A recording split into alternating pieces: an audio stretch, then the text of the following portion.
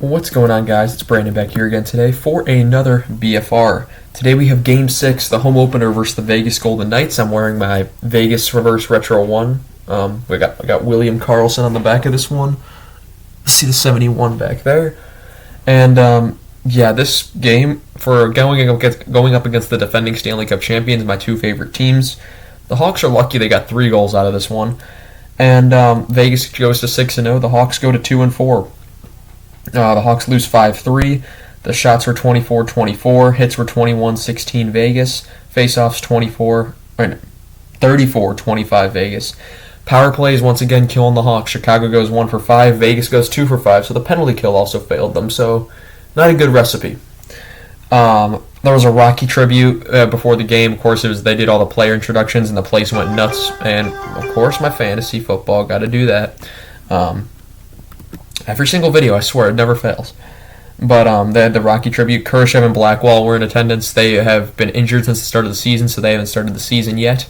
And then Donato was moved to the 4th line. Gutman was sent to the AHL. I don't know why. Bedard got a massive cheer when his name was called and he skated out. My hair is really weird right now. And then I forgot to say, Taylor Hall is now a father. He just had a child recently. So, Taylor Hall, congratulations for his new child. The game started at 7 p.m. on October 21st.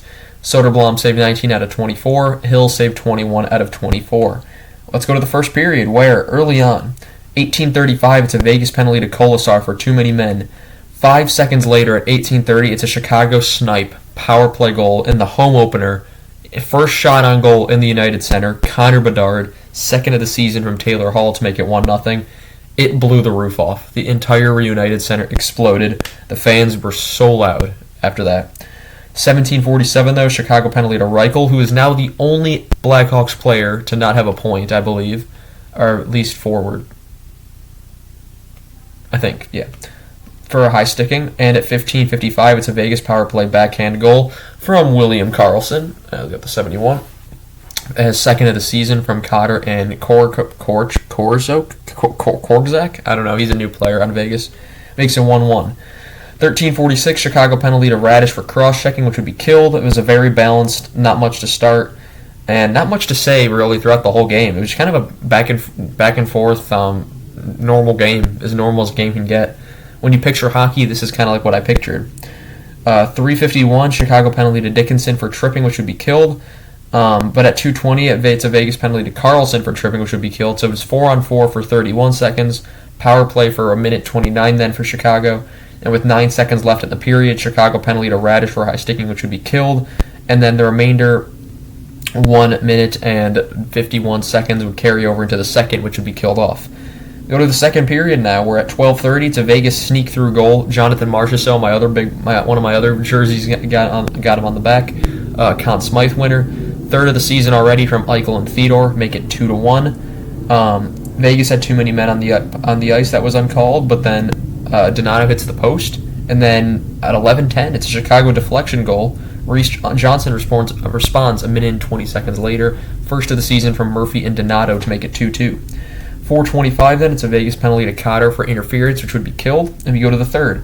Hall comes back after leaving at some point early on in the game. I really couldn't tell when it happened. 19:47, Vegas scores. The floodgates just opened in the third. Vegas scores a tap-in goal. They get 13 seconds into the period, and it was over at that point. Nick Waugh makes it 3-2 with his third of the season from Kolesar and McNabb. And Nick Waugh, with his third goal of the season, he's on the fourth. He's a fourth-line center on Vegas. They have excellent center depth. And to get his third goal on the fourth line shows you how good Vegas' depth is. From Kolesar and McNabb, if I haven't said it already. 11:19, Vegas penalty to Stone for high sticking, which would be killed. It's not the last time you'll hear his name. 8:28, Vegas penalty to Haig for interference, which would be killed. 6:13, it's a Vegas deflection. It deflected off Murphy and then off Mark Stone. Vegas gets the goal. Mark Stone's first of the season from Amadio and Stevenson. Getting all around the Vegas lineup today with these goals makes it 4-2. 5:28, Chicago penalty to Reese Johnson for hooking, and on the power play, once again, Vegas scores. 3:51, it's a Vegas power play one-timer. Paul Cotter with the goal with his first of the season from Amadio and Martinez. That makes it 5-2. And then with 15 seconds to go, Corey Perry does a little rush up the ice, winds up for a slap shot, gets it right past Hill. Second of the season from Foligno and Korchinski to make it 5-3. And that would end up concluding the game. In terms of changes in the standings, I don't have the standings up every game because sometimes I'm just trying to do a quick video and sometimes I do have time, like now. So Vegas still cruising in 6-0, Colorado at 5-0, Boston's at 4-0. I know those three are the only three undefeated teams remaining. There's the 16-game night on Tuesday, so that'll be fun. They're doing that like essentially the NFL red zone version in hockey. So then we have LA, Calgary moved down, Edmonton's finally moving up. Took a while. San Jose is winless, and that's expected. Chicago moves all the way down to the bottom after going from first to like 7th and to 2nd, and then now back down to 8th. So yeah, Arizona good start to their season, 3-2. Detroit 5-1 to break in with the hat trick today. I saw that. Was watching that at work. Ottawa's doing pretty well. Honestly, Toronto's come back over Tampa yesterday. Kind of had me sad, but Flyers on top of their division as well. It's been a very interesting season for some teams. Did not expect to see the Flyers out of the gates this early to be just flying. Columbus as well has done pretty well. Carolina's not at full strength. I assume once they do get back to full strength, they'll have a much better go-around. Devils are not as high as expected, and the Penguins and Capitals are showing their age, along with the Islanders. But, yeah, that's going to be all I have for you guys in this one.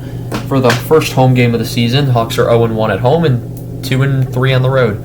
So Game 7 will be against Boston, and that'll be on Tuesday and the 16-game night.